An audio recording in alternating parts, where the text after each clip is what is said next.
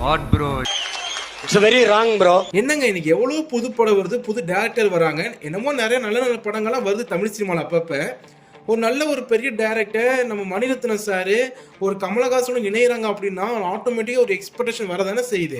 அப்படின்னா கதை வந்து எந்த மாதிரி எடுத்திருக்கலாம்? ஆக்சுவலாக இது வந்து பார்த்தீங்கன்னா கமல் சாருடைய ஒரு கதை தான், தலைவன் இருக்கிறான்.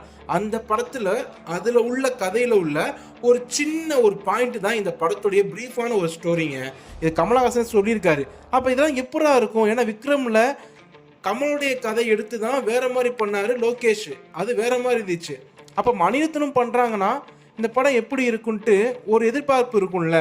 ஆனால் கொஞ்சம் கூட பார்த்தீங்க அப்படின்னா எழுதவே இல்லைங்க. ஒரு எழுத்துன்னு இருந்தால் தான் அந்த படம் பழைய கதையாக இருந்தாலுமே திரைக்கதை பழசாக இருந்தால் கூட அந்த எழுத்துன்னு இருந்தால் மட்டும்தான் நமக்கு ரொம்ப ஒரு படம் பார்க்கும்போது போர் அடிக்காது, அதை ரசிக்கவும் முடியுங்க.